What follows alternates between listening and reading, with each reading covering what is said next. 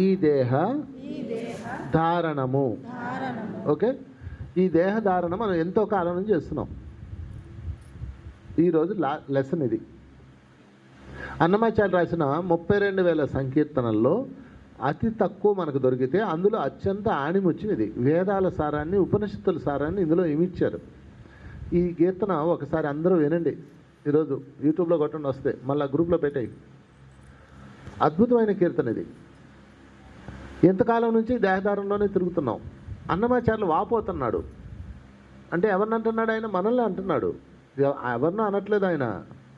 ఆయన పేరు చెప్పుకొని మనల్ని అంటున్నాడు. ఒరే సొంటలారా, ఎన్నాళ్ళరా ఇలా తిరుగుతారు అని చెప్తున్నాడు. అందులో ఒక్కొక్క చరణం చూద్దాం. ఎంతకాలమో కదా ఈ దేహధరణము చింతా పరంపరల చిక్కుబడవలసే.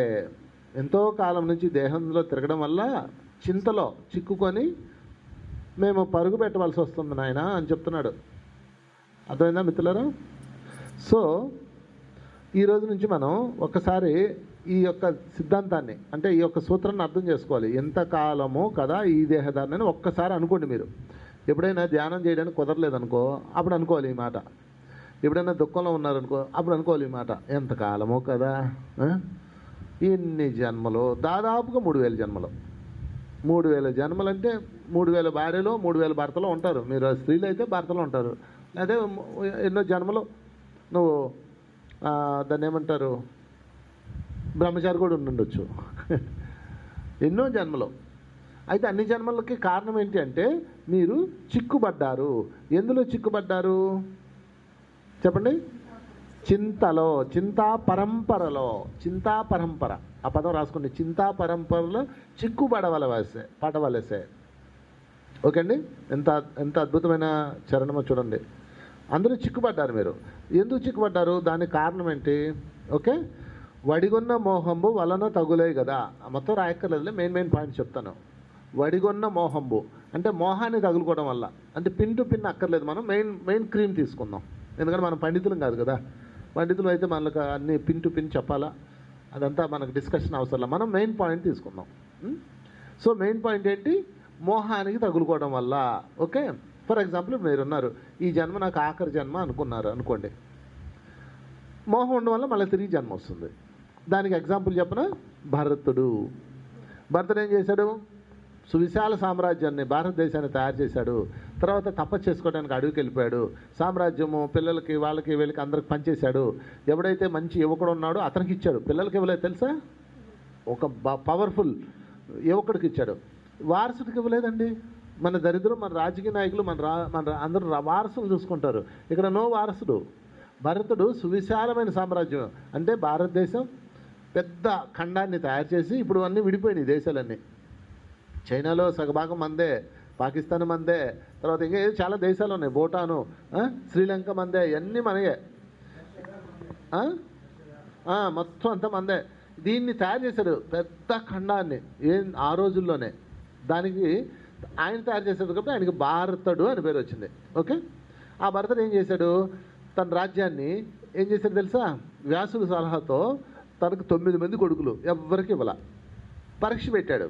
ఎవడు పవర్ఫుల్, అన్ని రంగాల్లో టెస్టులు పెట్టి అందులో ఈ పిల్లలకు కూడా పెట్టాడు. వాళ్ళందరూ ఫెయిల్. ఒక్కడు గెలిచాడు. ఆ ఒక్కడికే ఆ రాజ్యభాన్ని అప్పచెప్పాడు. చూసారా ఎంత వదిలేశాడు? తర్వాత అడవికి వెళ్ళిపోయాడు, వనప్రస్థంకి వెళ్ళిపోయి అక్కడ చక్కగా ధ్యానం చేసుకుంటూ ఆనందంగా గడుపుతూ ఉండేవాడు. ఒకరోజు ఒక జింక వచ్చి ఆయనకి దగ్గర చనిపోతుంది. ఒక పులి వెంటాడుతుంటే కడుపుతున్న జింక చనిపోతుంది ఆ బిడ్డను. కానీ ఆ పులి బారిన పడకుండా చిన్నపిల్లని పట్టుకొని వస్తాడు ఆయన. తల్లిని కాపాడలేడు, పిల్లని కాపాడుతాడు. తీసుకొచ్చి ఆయన రోజు పాలు పోసి పెంచుతుంటాడు. కొన్నాళ్ళకి ఇది క్రమంగా పెరిగి పెద్దదై ఆయన చుట్టూ తిరుగుతూ ఉంటుంది. ఆయనకి దానికి మధ్యలో ఒకానొక మోహం తగులుకుంటుంది. మోహం చూసారా? ఇక్కడ కీ పాయింట్. మీరు చెక్ చేసుకోండి. ఏది వద్దనుకొని వచ్చారో మళ్ళీ అందులో తగులుకుంటారు మీరు.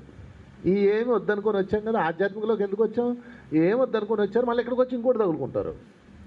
ఆ తగులుకోవటం అనే పదం ఆయన వాడాడు. ఆయన ఎంత పెద్ద కవి. అది భూత పదం కాదు. మళ్ళీ మనం ఇరుక్కుంటాం. ఆయన ఇరుక్కొని పైకి వెళ్ళాడు. మొత్తం మీద చనిపోయాడు, పైకి వెళ్ళాడు, మోక్షం అని అడిగాడు. మోక్షం, ఇంకెంతకాలం ఈ దేహం చాలే. అబ్బా భరతుడు గారు మీరు ఎంత అద్భుతం అండి, అన్నీ ఇచ్చేశారు, రాజ్యాన్ని అంత పెద్ద సామ్రాజ్యాన్ని ఏం కాకుండా ఇచ్చారు, అసలు మీలాంటి వాళ్ళు ఎక్కడండి, కానీ ఏంటండి ఏదో చిన్న మచ్చ ఉందండి అని దాన్ని జూమ్ చేస్తే ఆ మచ్చ ఏంటి, జింక పిల్ల. అన్నీ భార్య పట్ల, ఆ సంపదల పట్ల, ఆ పిల్లల పట్ల ఎక్కడ తగులుకోనాడు, ఈ జింక పిల్ల దగ్గర తగులుకున్నావు. ఓకే, సారీ అండి, ఐఎమ్ సో సారీ అండి, మళ్ళీ వెళ్ళరండి అంటారు. మళ్ళీ వెళ్ళండి అనగానే ఆయన మళ్ళీ తిరిగి భూమి మీదకి వస్తాడు. ఈసారి జింక పిల్లగా వస్తాడు. ఆ జింకకే పుట్టి ఆ తల్లితో ఆడుకొని ఆ తపన తీరాక ఇంక చాలేదు అని శరీరం విడిచిపెట్టేస్తాడు. ఇప్పుడన్నా ఇవ్వండి అంటారు. అయ్యా మరి జింకకి వెళితే మరి నువ్వు మొహాన్ని దాటేవలేదు మాకు తెలియాలి కదా, అందుకని నీకు మళ్ళీ ఇంకొక జన్మ మానవ జన్మకి వెళ్ళు అని పంపిస్తారు. జంతువులకు పరీక్షలు ఉండవు, మానవులకు కదా ఉంటాయి, కనుక నీకు మరి టెస్ట్ పాస్ అవ్వాలంటే వెళ్ళాలి కదా స్వామి అంటారు. మళ్ళా వస్తాడు మూడో జన్మ, జడ భరతుడికి వస్తాడు. ఏ భరతుడు? జడ భరతుడు. ఈసారి పూర్తిగా ఒక విచిత్రమైన వ్యక్తికి వస్తాడు. అతని మైండ్ సరిగా ఉండనట్టుగా ఉంటూ చుట్టూతా భయంకరమైన కష్టాలు. ఆయన వదిన పినతల్లి అనుకుంటా, పినతల్లి సద్దన్నం పెడుతుంది, పాచిపోయిన అన్నం, అదే అమృతలా తింటాడు, అన్ని రకాల కష్టాలు అనిపిస్తుంటాడు, ఒక మందమతిలా ఉంటాడు. ఒకచోట ఒకడు పిల్లోడిని ఒకరిని బలిస్తే మంచిదని చెప్పి కాళికాదేవికి బలి ఇవ్వడానికి ఎత్తుక్కుంటే ఈయన తీసుకెళ్తారు. ఈయన నాకు మోక్షం ఇస్తున్నావా కాళీమాత, రామ్మ అంటాడు. అన్నిటి పట్ల మోహం లేకుండా, దేహం పట్ల మోహం లేకుండా, అవమానాల పట్ల మోహం లేకుండా, తిండి పట్ల మోహం లేకుండా, ఎక్కడ తగులుకోకుండా అప్పుడు మోక్షం తీసుకుంటాడు మూడో జన్మలో. అర్థమైందా? కనుక ఇప్పుడు మీరు చెక్ చేసుకోండి, నేను ఎక్కడ తగులుకుంటున్నాను. దాని మించి పొయ్యిలో తగులుకున్నారు మీరు. అన్నింట్లో ఉండాలి కానీ తగులుకోకూడదు, గుర్తుపెట్టుకోండి. ఉండొచ్చు, ఆడంబరాలు పోండి, అంబరాలు ఊరేగండి, అన్నీ చేయండి, ఎంజాయ్ చేయండి, మీకు ఇష్టం ఎట్టుంటారు, కానీ తగులుకోకూడదు.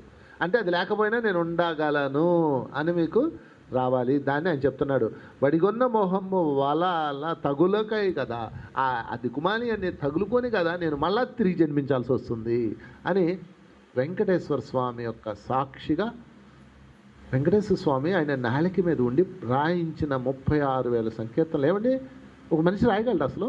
36,000 అంటే ఆయన బతికింది 90 సంవత్సరాలు. 36,000 సంకీర్తనలు అంటే సంవత్సరానికి ఒకటి రాసినా ఆయన ఎన్ని రోజులు బతకాలి?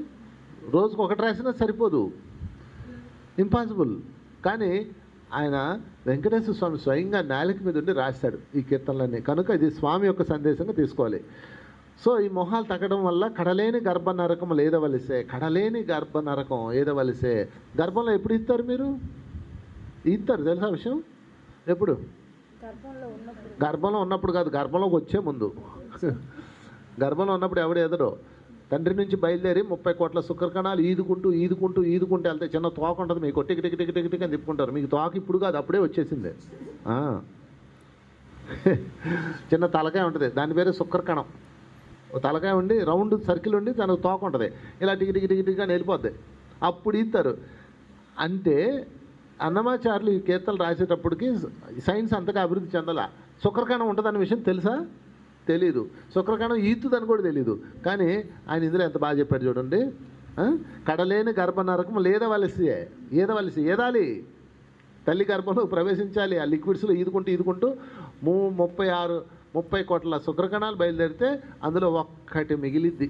ఆ ఈదులు ఆ స్విమ్మింగ్లో పాస్ అయింది ఒక్కటి. ఆ ఒక్కటెవరు? నువ్వే. ఎంత కష్టపడ్డాం అంటే ఈ గర్భాలన్నీ ఈది సత్యం ఎన్నో జన్మలో. బాడీ దొరకకుండా సత్యం జన్మలు ఎన్నో ఉన్నాయో లెక్కే లేదు, కోట్లు ఉంటాయి. అవైతే బాడీ దొరికిన జన్మలు ఎన్నో ఉంటాయి. సో ఆయన ఏమంటున్నాడంటే వడిగొన్న మోహంబు, ఈ మోహాన్ని తగులుకోవడం వల్ల కడలేని అంతులేని ఈ గర్భాలను ఏదవలసి వచ్చిందే కదా అని వాపోతున్నాడు. ఇప్పుడు ఆ గర్భాన్ని ఏదాలనుకుంటున్నారా మళ్ళీ వచ్చే జన్మలో కూడా? ఇంకా ఈస్తారా? ఆపేయాలంటే మోహాన్ని వదిలించుకోవాలి. నాకు దేని మీద మోహం ఉందని మీరు ప్రశ్న వేసుకోవాలి. ఇక్కడ మీరే గురువు, ఇంకా గురువు లేడు ఇక్కడ. దేని మీద మోహం ఉంది? డబ్బు మీద, పిల్లల మీద, ఆస్తుల మీద. ఏది నేను వదలలేను, ఏది అటాచ్మెంట్లో ఉన్నాను చెక్ చేసుకోండి. అటాచ్మెంట్ని డిటాచ్ చేయండి. డిటాచ్మెంట్ని కూడా మళ్ళీ మీరు బంధించినట్టే. డిటాచ్మెంట్ని అటాచ్ చేయండి. అంటే మీకు అటాచ్మెంట్ ఉండకూడదు, డిటాచ్మెంట్ ఉండకూడదు. అదవుతుందా? డిటాచ్మెంట్ కూడా ఉండకూడదు. డిటాచ్మెంట్ అంటే ఏంటి? అసలు వాళ్ళు నాకు నచ్చరు, వాళ్ళకి దూరంగా ఉంటాను, వాళ్ళు నాకు వద్దు అని అంటూ వాళ్ళని స్మరిస్తుంటావు. అందుకని అటాచ్మెంట్ ఉండకూడదు, డిటాచ్మెంట్ ఉండకూడదు. ఓకే, మళ్ళీ ఏం చెప్తున్నాడు చూడండి. నడిమి సుఖముల చేత ననుపు చేయక కదా. నడిమి సుఖాలు, మధ్యలో సుఖాలు వస్తాయి కదా. మామూలుగా మీరు ఆధ్యాత్మికతలో అవుదామని వచ్చారు, మధ్యలో సుఖం వస్తుంది. అబ్బా ఎంత బాగుందో అనేసి అట్ట ఉండిపోతారు. ఆ సుఖాలు ఉండడం వల్ల కదా దూరాడవలసే, తొడరహేయపు దిట్టి దూరాడవలసే. అంటే దరిద్రమైన జీవితాల్లో, గొడవల్లో, పంచాయతీల్లో ఇరుక్కోవాల్సి వస్తుందని నేను చెప్తున్నాడు ఆయన. ఇంకా లోపలికి వెళ్తే పాపపుంజములచే పట్టువడక కదా. అసలు మనకు ఆపదలు ఎందుకు వస్తున్నాయి? ఇదిగో ఏం చెప్తాడు, పాపపుంజములచే పట్టువడక కదా, ఆపదలతోడి దేహము మోపవలసే. అంటే పాపపుణ్యాలకు కారణం ఏంటి? మనం అసలు ఆపదలకు కారణం ఏంటి? మీకు ఒక ఆపద వస్తుంది, మన జీవితంలో ఒక ఆపద వస్తుంది. ఆపదకు కారణం ఏంటి? పాపపుణ్యం. నీకు పాపం ఉంది కాబట్టి ఆపద వస్తుంది, లేకపోతే రాదు మిత్రులారా. మీరు వెళ్ళి అక్కడెక్కడో నిలబడండి, మీకు పాపం పెద్ద పైనుంచి విమానం పడింది మొన్న, ఏదో మన ఎక్కడైతే అహ్మదాబాద్లో, అందరూ చనిపోయారు, ఒక్క అతను బతికెళ్ళలేదా? అంటే అతనికి పాపం ఇంకా పండలా. పాపపుణ్యాలు పండినప్పుడే కదా ఇవన్నీ వస్తాయి. ముఖ్యంగా పాపం పండకుండా ఉండాలి. పాపం పుణ్యములు పట్టుబడక, పుణ్యం చేత కూడా పట్టుబడకూడదు. మీరు పుణ్యం చేశారనుకోండి మళ్ళీ పట్టుబడతారు, భోగం వస్తుంది. పాపం చేస్తే రోగం, పుణ్యం చేస్తే భోగం. భోగం మంచిదే కదండి అంటారేమో, ఆ భోగం మాయలో పడి మళ్ళా పాపాలు చేస్తారు. అర్థమైందా? అందుకని పాపం వద్దు, పుణ్యం వద్దు. పాపం ఎనిమిది సంఖ్యలు, పుణ్యం బంగారు సంఖ్యలు. పాపం చేయకూడదు. పుణ్యం చేసేటప్పుడు నేను చేయటం లేదబ్బా, స్వామి చేయించుకున్నాడు అనాల. ఇంత పెద్ద తపోనం కట్టాను, నాదే అని నేను అన్ను, నా చేత చేయించుకున్నాడబ్బా, అందులో నేను ఒక పార్టు. ఇదిగో తినొక పార్టు, తనొక పార్టు, తినొక పార్టు, మీరు ఒక పార్టు. ఏంది నేను మళ్ళీ దీన్ని అనిపించినా నేను రావాలి, నాకెందుకు ఆగోవాలా? అర్థమైందా? పట్టుబడకూడదు. అందుకే ఏమంటున్నాడంటే పాప పుంజములచే పట్టుబడక కదా. అద్భుతమైన పదం ఇది. ఆపదలతోడి దేహము మోపవలసే. వీటి వల్ల నీ దేహాన్ని మోపాల్సి వచ్చింది. మోపడం అంటే అర్థమైందా? హాస్పిటల్లో ఇవ్వాలి ఈ దేహాన్ని తీసుకెళ్ళి, వాడు కోసుకుంటాడు, చక్కగా పొడుచుకుంటారు, కాల్చుకుంటారు, వేయించుకుంటారు. వీటి వల్లే మీకు వచ్చే జబ్బులు కానీ, మీకు వచ్చే సమస్యలు కానీ, మీకు వచ్చే కష్టాలు కానీ ఈ దేహం వల్లే. దానికి కారణం ఏంటి? మీరు మోపారు. దానికి కారణం ఏంటి? చూడండి ఎంత అద్భుతమైన చరణం ఉందో. చూపులకు లోనైన సుఖము కానక కదా. అంటే కంటికి కనపడ్డ సుఖాలన్నీ కావాలి మనకి. చూపులకి లోనైన సుఖములు కాను కదా. అన్ని సుఖాలను చూసేస్తున్నాం. చూడగానే అది దీపన భ్రాంతిచే తిరుగాడవలసే. దీపం ఎలాగైతే దీపం చుట్టూ పురుగు తిరుగుతుందో అలా తిరుగాడవలసి వచ్చిందంట. అందుకని కంటికి కనపడదల్లా సొంతం కావాలని కోరుకోకూడదు. దాన్ని ఆనందించాలి, ఆస్వాదించాలి, పక్కన పెట్టేయాలి. No attachment. ఆ పాపానికి కారణం ఏంటి? ఇదిగో చూపు. ఓకే, మీ చూపు సరి చేసుకోవాలి. పనికి మళ్ళీ చూడకండి. మనకు శ్రేయస్సునిచ్చే చూడాలి, శ్రేయస్సునివ్వని చూడకూడదు. ఎవడో జీవితం వైపు చూడకండి, అది శ్రేయస్సా మీకు? అందమైన చూడండి, ప్రకృతిని చూడండి. ఈరోజు నదికి తీసుకెళ్ళి మీకు ఆ సూర్యుడిని, అస్తమించే సూర్యుడిని అవన్నీ చూసామా లేదా? అదన్నీ వదిలేసి పక్కవాళ్ళని చూసామనుకో ఏమొస్తుంది మనకి? ఏదో ఒకటి మోహం వస్తుంది. మళ్ళీ వెళ్ళి అందులో ఏలు పెడతాం, దాంతో పాపం వస్తుంది, దాంతో దేహం మొయ్యాల్సి వస్తుంది. చూసారా ఎంత బాగా చెప్తున్నాడో ఒక్క చరణంలో ఇదంతా. తర్వాత ఏమంటాడు లాస్ట్ చరణంలో, హితుడైన తిరువెంకటేశు కొలువక కదా. ఎంత అద్భుతమైన చరణం చూడండి. హితుడు అంటే ఎవరు? నీ మంచి కోరేవాడు. వెంకటేశ్వరుడు ఎవరు? ఒక పూర్ణాత్మ. ఆయన ఎప్పుడు నిన్ను కోరుకుంటాడు. యూ కెన్ ఇంప్రూవ్మెంట్, నువ్వు కొంచెం డెవలప్ అవరా బంగారం, ఇంకొన్ని నాలెడ్జ్ పెంచుకో అని ఎప్పుడు నీ హితుడు. అయ్యో నీకు కష్టం వస్తుంది కళ్ళకొచ్చి చెప్తాడు. చెప్పలా? నీకు చెప్పలా? వీళ్ళు ఆయన పోతున్నాడు నుంచి కళ్ళకు వచ్చి చెప్పాడు ఈ మేడంకి. వెంటనే దానికి సంబంధించిన రెమెడీ చేసింది, టింగని బతికేశాడు. మరి ఎవరినైనా మార్చేయచ్చు మనం. నీకు చెప్పలా? కల్లోకి వచ్చి చెప్పాడు. నీకు చెప్పలా?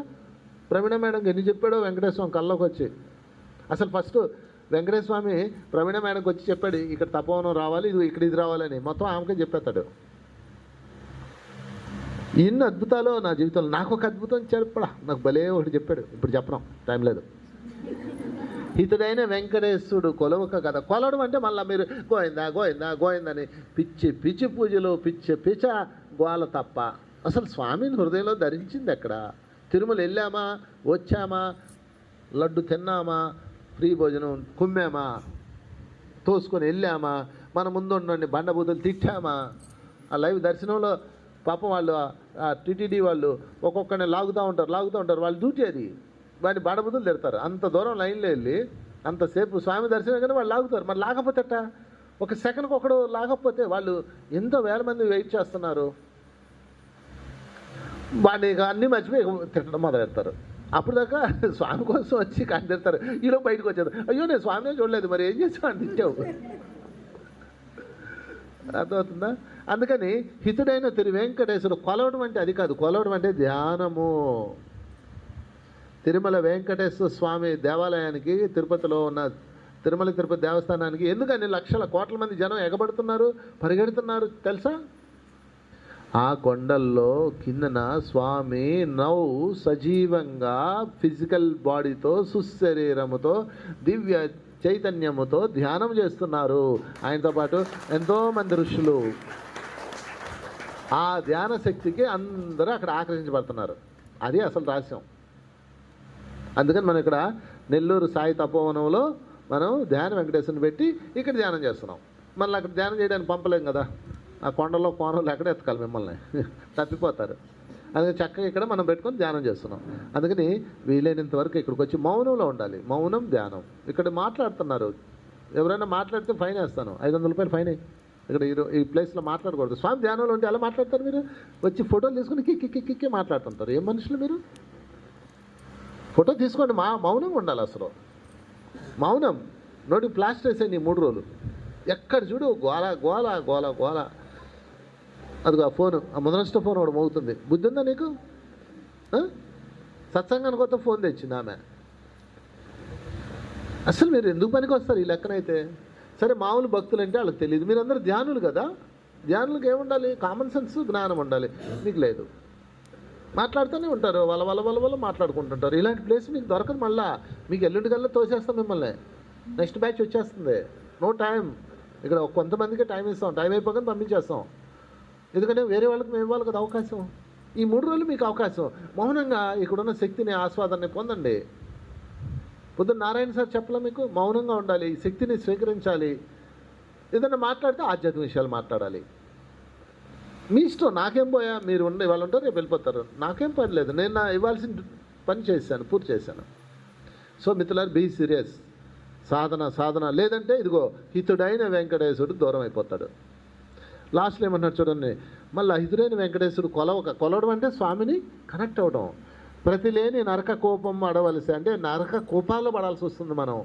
ఈ ధ్యానాన్ని కోల్పోవడం వల్ల, స్వామి చైతన్యానికి దూరం అవడం వల్ల నరకానికి పడాల్సి వస్తుంది, జబ్బులు పడాల్సి వస్తుంది, అప్పులు పాలైపోవాల్సి వస్తుంది, గొడవలు పడాల్సి వస్తుంది. మనశ్శాంతి పోయింది మీ అందరికీ.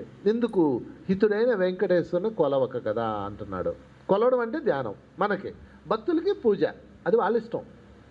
మనది ధ్యానం, మనం ధ్యానం కదా. అందుకని మనం ఏం చేయాలా? ధ్యానం చేయాలి. ధ్యానంతో స్వామికి కనెక్ట్ అవ్వాలి. మళ్ళీ ఏమంటున్నాడు చూడండి, అతని కరుణామృతం అబ్బకుండుటక కదా బతిమాలి నలుగడల పారాడవలసే. అతని కరుణ నీకు అబ్బకపోవడం వల్ల, అతని కరుణ నీకు అబ్బకపోవడం వల్ల అందరిని, నలుగురిని బ్రతిమలాడి పారాడవలసి. ఎంత లోతైన మాట తెలిసిందే. స్వామి యొక్క కరుణ నీకు అబ్బడం అంటే కనెక్ట్ అవ్వాల. దాని వలన నువ్వు నలుగురిని బతిమలాడి పారాడవలసి వచ్చే. ఆ నలుగురు ఎవరు? ఒకడు డాక్టరు, 2 లాయరు, 3 పోలీసులు, 4 పెద్ద మనుషులు, వీళ్ళందరూ చుట్టూతా తిరిగి ప్లీజ్ అండి ఏమండి మమ్మల్ని కాపాడండి, ఏమండి మాకు ఆపరేషన్ చేయించండి, ఏమండి నాకు అది అంటండి, ఏమండి మా సమస్య సాల్వ్ చేయండి, ఏమండి మా గొడవ తీర్చండి. నలుగురికి పారాడంటే వాళ్ళ కాలు పట్టుకొని బతిలాడుకుంటున్నారు. అర్థమైందా మీకు?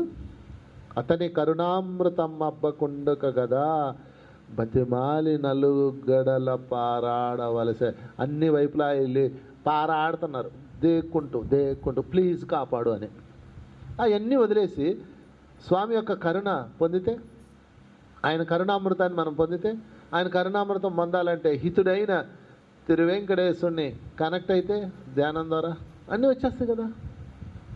నువ్వు ఎవరిని పారాడక్కర్లా, నువ్వు ఎవరి దగ్గరికి వెళ్ళి దొల్లక్కర్లా, ప్లీజ్ నన్ను కాపాడు, నా బిడ్డను కాపాడు అని అనగక్కర్లా.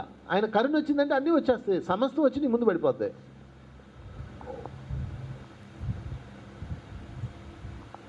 అందుకని ఈరోజు నుంచి కనెక్ట్ విత్ వెంకటేశ్వర స్వామి, స్వామితో కనెక్ట్ అవ్వండి. ఓకే, ఏం చేయాలి? ధ్యానం ధ్యానం ధ్యానం, మౌనం. చక్కగా మన ధ్యాన వెంకటేశ్వరయం యూట్యూబ్లో ఉంది, సద్గురు వంశీ అని కొట్టండి, యూట్యూబ్లో వస్తుంది. అందులో నా 41 మెడిటేషన్స్ ఉంది, అందులో వెంకటేశ్వర స్వామిది ఉంది. మంచి కీర్తనలతో తయారు చేసి పెట్టాం నీకోసమే.